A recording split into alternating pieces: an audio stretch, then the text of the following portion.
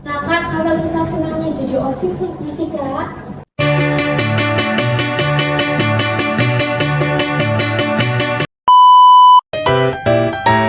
Ketua OSIS SMK Negeri 2 Semarang.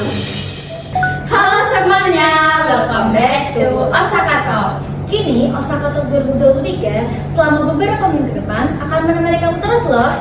Jadi ikuti perbincangan kami sampai akhir ya. Wah, udah lama banget nih kita nggak berbincang-bincang. Gimana nih kabar kalian semua? Pasti sobat-sobat Osaka Talk sudah pada kangen ya. Nah, kini kita kan telah memasuki tahun ajaran baru. Gimana nih perasaan sobat-sobat Osaka Talk? Apakah excited atau ada harapan-harapan lainnya di tahun ajaran baru ini? Gimana pun itu, semoga tahun ajaran baru ini lebih baik ya. Nah, kalau ngomongin tentang sekolah gini, pastinya nggak luput tentang peran OSIS gak sih? Nah, ngomong soal OSIS, Osaka Talk kali ini kedatangan tamu yang keren banget nih. Sobat-sobat Osaka Talk sudah bisa nebak belum siapa guest kita kali ini?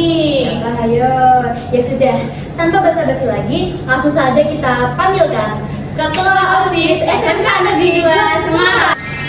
Halo Kak, selamat datang. Gimana nih kabarnya Kak? Alhamdulillah baik ya. Ini bisa perkenalan terlebih dahulu buat teman-teman Osaka Talk. Oke, halo, nama aku Nabila Cindy Anastasia sebagai Ketua OSIS SMK Negeri 2 Semarang. Nah Kak, biasanya tuh kan di OSIS setiap periode itu ada nama-nama khususnya. Nah, OSIS periode ini tuh namanya apa ya Kak? Kalau untuk OSIS periode ini, namanya Adria Laksa Satria Dana. Untuk maknanya sendiri, ya cukup anak OSIS aja yang tahu. Oke, terus gimana sih Kak rasanya jadi OSIS dari awal periode sampai saat ini? Karena aku udah menjabat 2 periode dan di periode ini aku menjadi ketua OSIS, tentunya kaget ya. Mungkin butuh proses juga dari yang mungkin anggota biasa terus menjadi ketua OSIS. Tapi alhamdulillahnya sejauh ini cukup kehandle sih. Kayak gitu. Keren berarti. Manage waktunya tuh Kak untuk jadi anggota OSIS atau ketua OSIS itu gimana sih? Yang pasti itu ya, kalau dari aku sendiri itu membuat notes. Jadi kayak nanti kita bikin notes di catatan, nanti apa aja nih yang terpenting, dimulai dari yang terpenting dulu. Jadi misal ada tugas besok Senin, nah berarti aku harus ngerjain itu dulu. Nah nanti tugas-tugas berikutnya harus dikerjain. Terus untuk OSIS sendiri, aku kan ketua berarti punya wakil ya. Mungkin kalau aku ke handle apa aku nggak bisa datang, nanti aku bisa minta tolong sama wakilku sendiri. Wah, sepertinya banyak banget ya Kak yang diurus. Nah, menurut Mbak Nabila ini, apakah menjadi OSIS itu berat, terutama sebagai ketua OSIS ya Kak? Yang beratnya tuh apanya yang berat dan seberat apa menjadi ketua OSIS?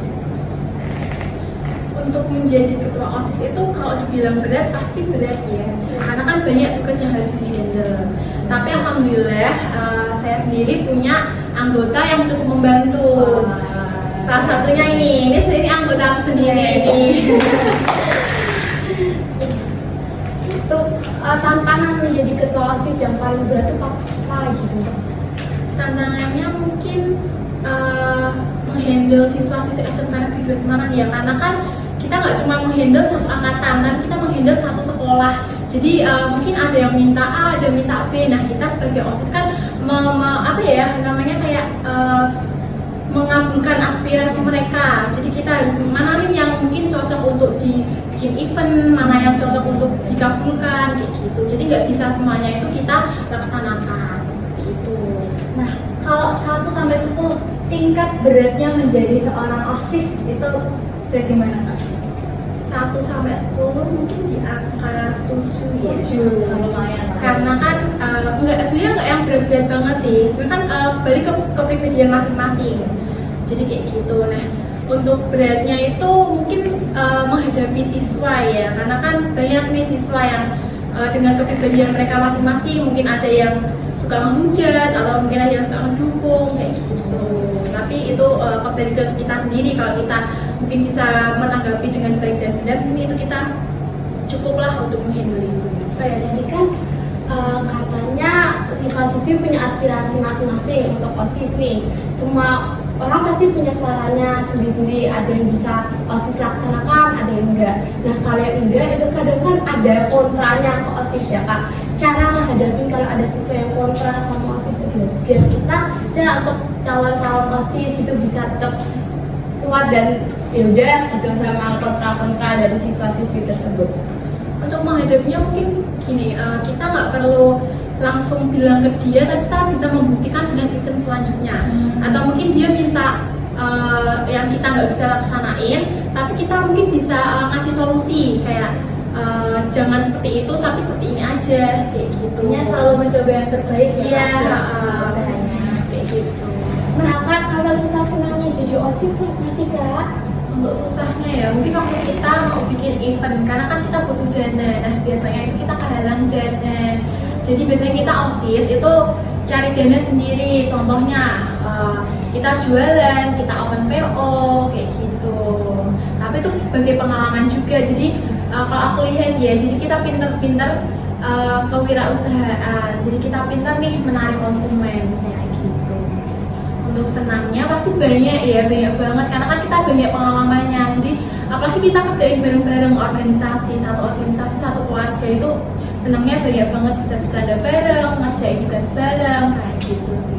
Ini jadi OSIS seru ya Kak? Iya. Nah untuk anggota sendiri nih, ini kan MC-nya anggota sendiri ya.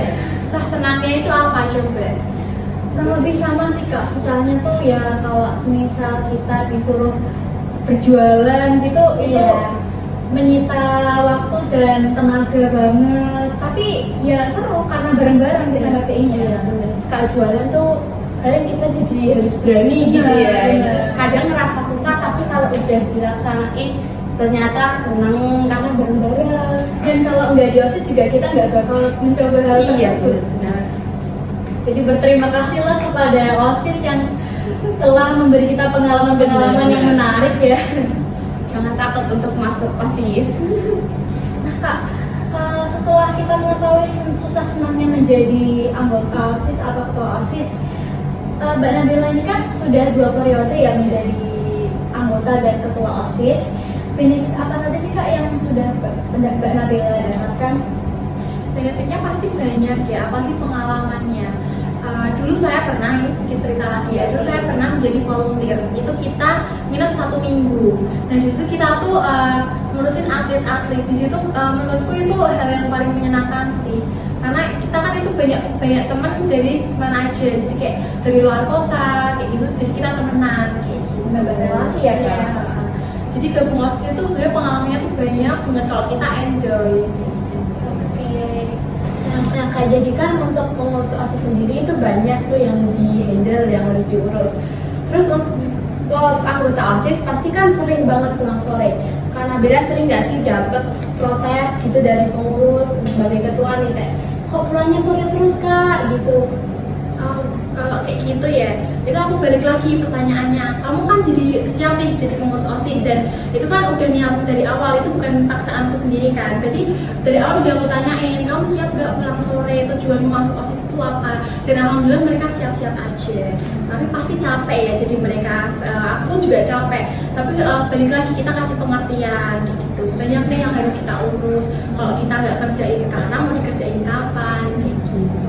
Keren banget ya anggota OSIS Atletika Raksasa Dharma ini. Iya, yang berarti kalau ada siswa-siswi yang mereka akan jadi OSIS dan dia kepilih tuh Kak, udah kepilih tapi ternyata mereka itu waktu sudah kepilih ditanyain lagi nggak, siap nggak kamu udah kepilih nih untuk menjalankan selama 1 periode, itu kira-kira udah ditanyain atau belum? Udah, waktu itu, ini aku cerita sedikit ya. Waktu itu setelah kita LDK, terus kan kita kumpul dulu nih, aku kumpulin di tengah lapangan. Aku tanyain, di sini ada nggak yang mau mengundurkan diri? Karena kan kita masih di awal periode, yang kita tuh belum ngadain event bareng-bareng, kita belum kerja bareng, kita masih di ujung awal nih kayak gitu. Siapa yang mau mengundurkan diri atau siapa yang kurang yakin? Nanti bisa aku yakin lagi kayak gitu. Kalau ada apa-apa nanti mungkin bisa chat ke aku gitu, atau cerita, sharing, kita sharing. Berarti semuanya harus dikomunikasikan dengan baik ya Kak. Oke. Selanjutnya itu menurut Kak Nabila sendiri kunci menjadi pemimpin OSIS yang baik itu apa? Mungkin sebagai harapan juga untuk calon ketua ke depannya, periode selanjutnya. Mungkin kuncinya itu bisa saling nggak cuma 1 sampai 2 aja, kita kan organisasi. Anggotanya tuh juga banyak. Yang penting tuh satu sama lain tuh bisa merangkul. Terus kita tuh sebagai ketua jangan cuma nyuruh-nyuruh aja, kita juga harus turun ke lapangan. Jadi nggak cuma ngomong kosong, tapi kita juga butuh actionnya itu sendiri. Biar anggota tuh tahu gimana sih dari ketuanya tuh kayak gimana. Kita tuh contohin yang baik kayak gitu. Oke, keren banget. Keren banget nih. Menurut saya Kak Nabila ini sebagai ketua OSIS udah keren banget. Sangat bertanggung jawab, gak pernah lari dari tugas-tugasnya, dan pastinya anggota-anggotanya juga selalu keren ya. Iya benar. Jadi itu untuk calon ketua selanjutnya mungkin harus lebih baik dari Kak Nabila ya, karena Kak Nabila sendiri udah baik banget. Selanjutnya itu Pesan-pesan yang ingin disampaikan Kak kepada anggota OSIS yang mungkin lagi menonton podcast ini halo, dan murid-murid murid-murid SMK Negeri 2 Semarang. Pesan-pesannya. Mungkin kesan-kesan untuk anggota OSIS dulu ya. Mungkin untuk anggota OSIS tahun ini, karena kan di sini saya magang ya, jadi saya mungkin saya nggak pegang langsung nih di sekolah, tapi saya masih punya wakil. Jadi nanti mungkin lebih nurut sama wakil saya. Terus kalau misalnya ada apa-apa, mungkin bisa chat langsung ke saya. Karena kan saya mungkin datang ke event itu kalau misalnya saya bisa datang, tapi saya pasti usahakan datang. Jadi kalau misalnya di sekolah ada apa-apa, mungkin bisa langsung kontak ke saya kayak gitu. Untuk anggota OSIS mungkin yang akan daftar, jangan pernah takut untuk menjadi anak organisasi, karena itu banyak pengalamannya. Gitu. Nah, tadi kan udah pesan-pesan yang disampaikan untuk anggota OSIS dan calon anggota OSIS. Kalau pesan-pesan untuk murid-murid SMK 2 sendiri apa nih Kak? Untuk murid-murid SMK 2 mungkin lebih berpartisipasi aja ya. Kalau misalnya ada event bisa gabung ke lapangan. Terus mungkin kalau ada ice breaking bisa maju aja ke lapangan, jangan pernah takut untuk nyobain. Karena pasti dari OSIS pun ada hadiahnya walaupun kecil-kecilan. Itu lebih ngasih-ngasihin aja sih untuk isi acara. Maksudnya seru-seru ya Kak. Iya, seru-seruan. Oke, selanjutnya Nah, kalau jadi organisasi nih, pasti kan nggak selamanya tuh kalau diskusi mulus, pasti ada kontranya, ada bertengkar-bertengkarnya. Nah, selama itu tuh cara menyatukan pendapat setiap anggota tuh seperti apa Kak?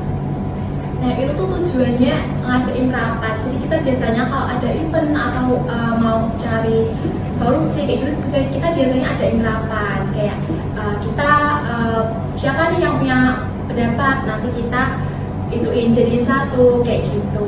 Terus biasanya dari ketua juga, ketua harus bijak-bijaknya nyimpulin pendapat, milih pendapat yang bagian dari itu yang kayak gimana. oke.